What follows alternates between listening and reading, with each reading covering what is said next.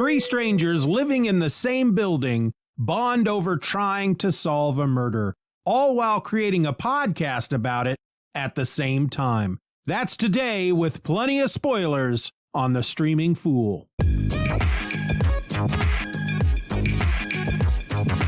Hello and welcome to The Streaming Fool, the podcast that the world has been screaming for.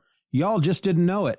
I'm your host. My name is Steeven, and today, to kick off this here new podcast, I thought I'd talk a bit about Only Murders in the Building. More specifically, the very first episode. This is a mystery comedy series created by Steve Martin and John Hoffman, and it stars Steve Martin as Charles Hayden Savage, who is a ex-TV star. He starred in an early 90s cop show called Brazos. We also have Martin Short as Oliver Putman, who was a Broadway director who apparently at one point really hit it big and now is just completely out of money. And then with the two is Selena Gomez. She plays Mabel Mora, who also lives in the building. The building is called the Arconia, and she is there living in her aunt's apartment, renovating it for her. She, of course, is much younger than these other two. It's a Hulu original show. It consisted of 10 episodes. Each episode dropped once a week. The first one landed on August 31st, and the final episode landed on October 19th. And here's what Wikipedia has to say about it. Charles Hayden Savage, a misanthropic former television actor, Oliver Putnam, a struggling Broadway director, and Mabel Mora, an apartment renovator, live in the Arconia. By chance, the three of them meet on an elevator, joined by Tim Kono on the phone. Later, after evacuating the building for an alarm, they bond over their shared love of a certain crime podcast. They learn that there was a murder in the Arconia and sneak back inside, where they see Tim dead. The investigators believe it was a suicide, but the three think otherwise. They find more and more evidence to the contrary, such as Tim's frantic phone call on the elevator and a package addressed to him that contained an engagement ring. Meanwhile, Oliver struggles with his relationship with his son, Charles discusses his need for solitude, and Mabel expresses her fear of getting personal with people. They start a podcast titled Only Murders in the Building as they continue to investigate. An old photo is shown of Mabel and the friends she dubbed My Hardy Boys, which unexpectedly includes Tim. So I have to admit that as of the time that I am recording this, I have watched the first 9 episodes. Episode 10 has not come out yet. So I'm going to try my best to talk about this as if I just watched the first episode for the first time, which I did rewatch it today. But knowing what I know based on what's coming up in the show, I'm going to try to keep that out of my mind as I talk about this. So first of all, this is set in New York. And again, these are our three main characters, Charles, Oliver, and Mabel, live in this big apartment building called the Arconia. It's a very high-end type of apartment building. A lot of well-to-do people living there. And as the episode opens, we meet each of our three characters. They're outside. They're walking the streets of New York. They're all narrating their own personal stories, which was really fun. And then the three of them converge as they get to the Arconia and all separately get onto the very same elevator. Steve Martin's character, Charles Hayden Savage, you can tell is a very antisocial type of person. He gets on the elevator first. Oliver, Martin Short's character, he arrives and picks up a bunch of packages from the front desk. He sees the elevator open with Charles inside, and of course he starts running toward the elevator. Please hold the door, hold the door. And the first thing Charles does is hits the button to close the doors. But Oliver arrives in time and is able to get the doors open, and he gets on the elevator. And then Mabel steps aboard the elevator. She's wearing a pair of Beats headphones, which Oliver tries to use as a way in to try to start a conversation with her. He is very outgoing, and he tries to kick off a conversation with both of them, and neither of them seem to want to have anything to do with anybody. much less Oliver. Well, Tim Kono also gets on the elevator. He's holding a trash bag and he's talking on the phone, and he is very upset. Whoever he's talking to on the phone, it might be the front desk. It sounds as if packages that have been coming to the building for him have been going other places, and he's waiting on a very important package, and he's very upset that it probably has arrived, but it's been given to somebody else. So each of the three characters, they end up exiting the elevator at their particular floor. They go into their respective apartment buildings, and they all kind of settle in for the night and start listening to this podcast called All Is Not Okay in Oklahoma. It is a true crime podcast, and it's hosted by a character by the name of Cindy Canning, who's played by Tina Fey. She's kind of like a true crime podcaster. She's a big name in true crime podcasting. And so they're all three of them listening to this podcast. And it's actually quite amazing because they seem to be listening to the exact, it's like they all three started it at the exact same time, because they get to a certain part. She's the Cindy Canning is narrating in the podcast that she is out on meeting this guy, and they're out on his land, and his dog starts digging for something. And then the dog pulls something up out of the ground and he brings it to her. And before she can announce what it is on the podcast, the fire alarm in the building goes off. And so everybody has to evacuate. They all end up, again, converging in this restaurant across the street. Charles is sitting in a booth. He's really into the podcast. He has a map. He has these little Post-its with the various clues that he's gotten throughout the podcast that he has taped, to the map. And he's trying to solve the murder before we learn, before the listener learns who the murderer is. The other two, Mabel and Oliver, they just listen to it, but he's super into it. He seems to be a very obsessive compulsive almost. That's the way he comes across in this first episode, because at one point he opens his refrigerator and he puts in like a green bell pepper and some other type of vegetable. And there are already a row of each of these vegetables in his refrigerator lined up perfectly. His refrigerator seems to be very well sorted and impeccably clean. And he seems to have some kind of obsessive compulsive, possibly disorder is what I'm picking up out of this first episode. But they all end up, Charles is at the booth. Oliver shows up. He can't find a table. He sees Oliver there. I'm saying this backwards. Charles has a booth. Oliver shows up. He can't find a table. He sees Charles sitting there in his booth, and he just invites himself over. And as he is talking to Charles, basically just pushing his way into this man's life just so he could sit at his table, he notices that he's listening to All Is Not Okay in Oklahoma. And immediately they bond. He's like, oh my God, I love this podcast. What does that dog have in his mouth? And then they start talking, and then that's when Mabel shows up, and Oliver sees Mabel. And again, he had tried to bond with her in the elevator, but he's an old man and she's a young lady. She's like in her late 20s. And of course, these guys are both in their 70s. But he sees her, and Oliver waves her over, and she comes over and she sees that they're also, that they're listening to this podcast, and she's, oh my gosh, I totally love this podcast. What is in that dog's mouth? And they both answer, somebody's, one of the murder victim's panties or something like that. And so they all just bond right then and there over this podcast. And then eventually they head back to the building, but now there's just police everywhere, and they won't let them back in. And the doorman tells them that somebody has died inside the building. I kind of left one part out. They don't even mention it in this freaking thing. When the alarm goes off and everybody is evacuating, you have to use the stairs in a fire. You're not allowed to use the elevator.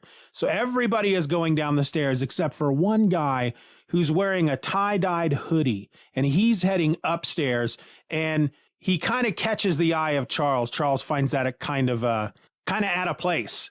And he watches him as he goes up the steps. He never sees the guy's face, but that ends up being, something. And so when they head back to the apartment building, nobody's being let back in. They find out that somebody died, and they decide they're going to sneak around back because Charles says, I can get us on the freight elevator. And so they sneak in, and they they aren't told by the doorman who died, only that it was somebody on floor 9. And so they go to floor 8, sneak up to floor 9, and they find that it's Tim Kono. And it looks as if he shot himself in the head. As they're standing there discussing it, because I think it's Mabel that brings up, does he seem like the kind of guy who would have committed suicide based on what we saw from him in the elevator earlier today? And this police officer shows up, a detective, and they start asking her questions, and she realizes based on the questions that they're asking that they are all fans of a true crime podcast. And immediately she's angry. She's just fed up with all these frickin' Monday morning quarterback detectives who listen to a few crime shows on frickin' podcasts and think that they can solve all these murders. And she tells them this is a suicide. He has gun residue on his hands. There's a note on his computer. It's a suicide. Leave it alone. And so they eventually all go back to their individual apartments. And Charles does this thing throughout the episode. He does it twice where he makes an omelet. And as soon as the omelet's done, he just takes the pan and dumps the omelet into the trash. And as he's doing that, he's looking down at the trash and something hits him and he jumps on the elevator and he's going down, I guess, to talk to Mabel because the elevator doors open up on her floor and she's standing there. And they both realize that they've had the same idea at the same time. Why did he have a bag of trash with him on the elevator? Because there are garbage chutes on every floor. And so then they run into Oliver, and it's kind of a funny moment because Oliver's like, oh my gosh, are you guys thinking what I was thinking? And they said, yeah, the trash. Why was he carrying a trash bag? And he goes, oh, no, that's not what I was thinking. We never get to learn what he was thinking, but Oliver is they're all very funny characters, but Oliver, he's very flamboyant. He's very funny. But anyway, they go down and they dig through the trash and they find a bag. They find his bag because his mail is in it. And there's also a couple of notes. It's like he tried to write a suicide note a couple of times, trying to get it right. And then that's when they come to the decision, I guess he did kill himself. Well, while they're digging through the trash, that's when Oliver has this idea. We should do a podcast. Most crime podcasts, true crime podcasts, are created after the murder is solved. And then they create this podcast going through the entire story. Well, he wants to do one where they're recording and releasing episodes as they're investigating. And he even has Charles say a couple of things into his phone as he's recording. And it's really funny because Charles, of course, is an actor and Oliver is a director. So he's directing him and he never seems to be happy with anything that Charles does acting wise. And it's a very funny dynamic there between those two. And so they go back to their apartments. The next morning, Oliver, wrapping a bunch of presents for his grandchildren, leaves and goes to, I guess it's New Jersey, where his son lives. He goes to visit his son, bring these gifts to his grandchildren. His son reminds him that it's Sunday, and on Sundays, the grandchildren are always with mom, which is, he means his mom, as in Oliver's ex-wife. Oliver goes ahead and invites himself in. They have coffee together, and it's at that point that he asks his son for money. He tells him that he hasn't had a job in years and he's running out of money. And his son, it's obvious right off the bat that he's done this before. His son tells him he can't do it again. He can't give him any more money, encourages him to sell his apartment, which Oliver just won't do. It's like this one thing that he's going to hang on to until the bitter end is this apartment because he feels like the apartment defines who he is. And then he ends up leaving. Well, while he's there, Charles and Mabel come upon another realization, and that's the conversation that Tim Kono was having with somebody on the phone in the elevator about his packages being misdelivered. I think it's actually Mabel comes up with this realization. She goes and finds Charles and tells him about it, and they find out that I don't know if Tim says it, but it turns out that I guess his packages have been delivered to somebody else in the building, somebody named Bunny. And so they break into her apartment. They do so because Charles Hayden Savage, when he was Brazos, one of the things that his character was good at was breaking into apartments and whatnot. And so he said during season 5 or something, the crew bought him as a gift a lockpick set. And so he breaks into the apartment. as they're doing this, as he's picking the lock, the two of them kind of talk about their pasts a bit. He talks, she asks him, how long have you lived in the building? And he said 28 years. And she goes, well, you haven't lived there alone the entire time, have you? And he kind of nods, and she goes, I can't imagine being alone for 28 years. And he says, there's nothing wrong with being alone. I kind of like being alone. And he tells her this story about his father, about how he and his father are almost exactly alike. They are both right-handed, but use scissors with their left hand. They can both pick up practically any instrument and play it by ear. They both went gray in their hair early in life, and then the gray hair turned to white again very early in life.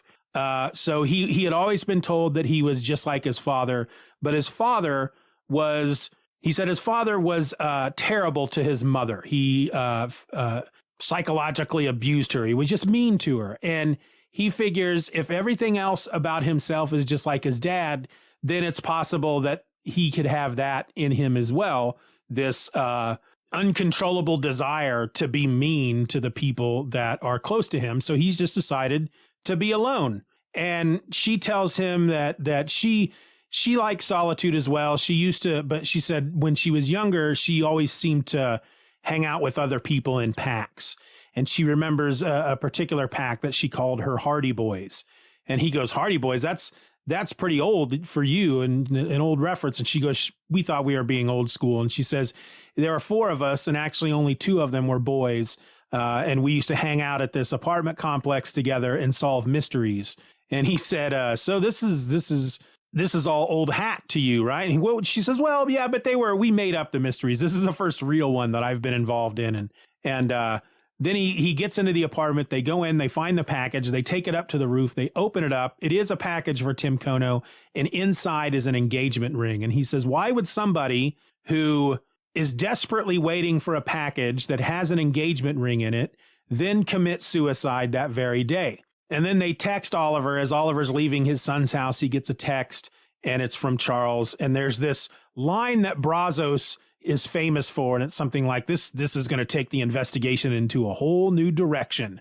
And he basically, he goes, we found something, it's going to take the investigation into a whole new direction. And Oliver is super happy because you get the sense that Oliver really needs this podcast in his life. And he seemed to be very depressed when the night before they were digging through the trash, and they decided, based on what they found, that there was not a murder.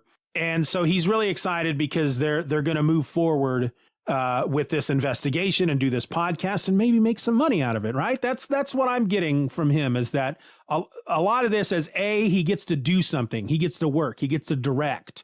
And that's something that he hasn't done in a long time. But B, he might make some money out of it. And as the episode is ending, there's some narration from the 3 of them in which they each talk about people and their secrets, and how each of them basically have secrets. And Oliver's secret is, of course, that he's broke. You see him on the computer, and he's looking through all these electronic notices to collect debts.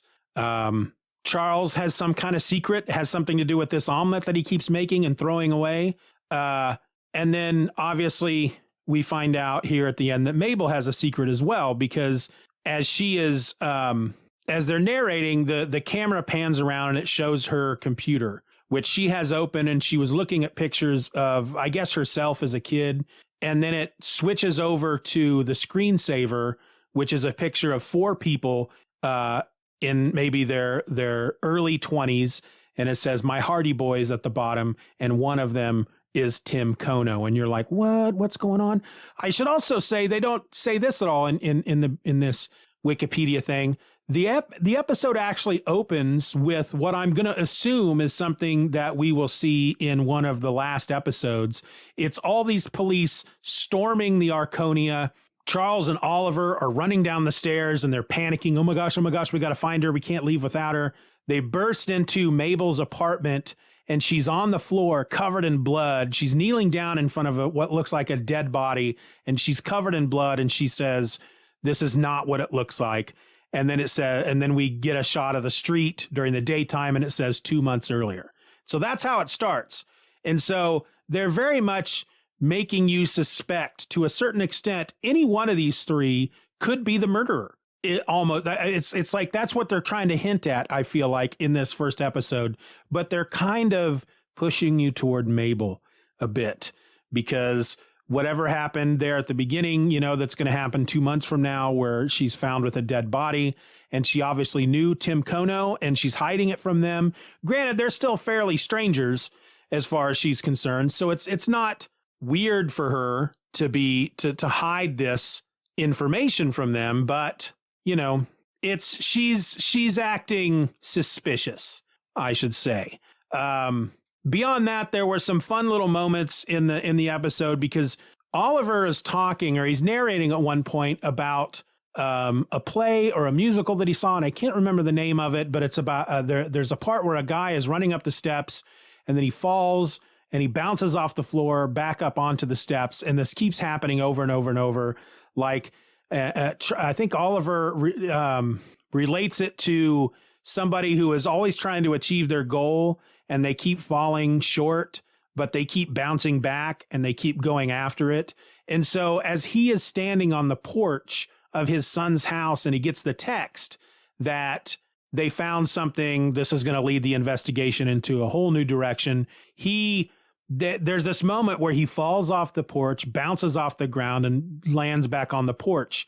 And it obviously it didn't happen, but it's a way for them to show in this episode that he's going to keep falling short, and he's going to keep getting back up, and he's going to keep going after his goal. But then they show Charles in his apartment, and he's making eggs again, but this time it's not an omelet. It looks like a freaking fried egg, and he's holding the pan, and he drops the pan. The pan falls to the floor, bounces, and then he catches the pan, and then he smiles, and he puts the egg on a plate, and he sits down to eat it. And then Mabel is in her apartment, and she's holding that engagement ring of Tim Kono's that they found. She lets it go. It falls to the floor, bounces back up, and she catches it on her pinky, and she looks at it and smiles. So it's like this realization that they each get to investigate this murder, and it's almost as if they had reached a point in their respective lives where they were just kind of stuck and they were not happy,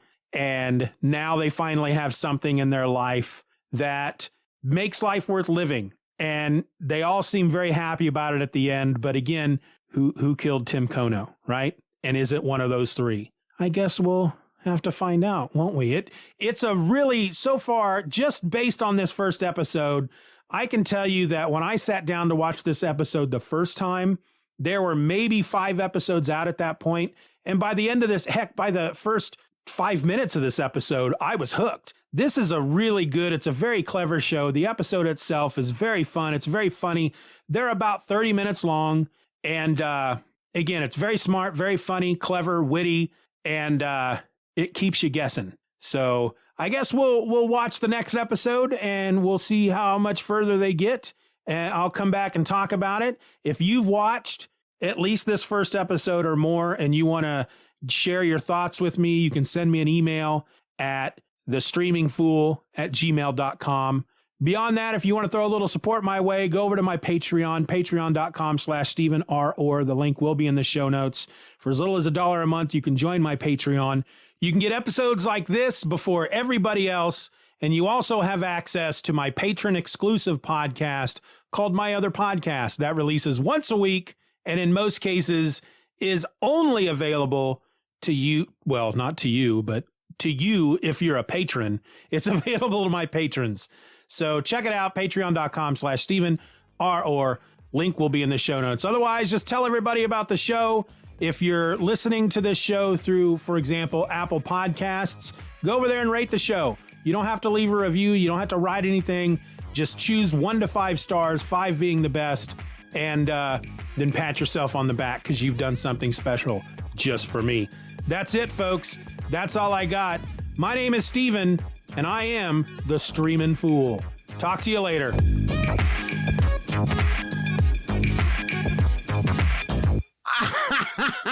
That was dumb.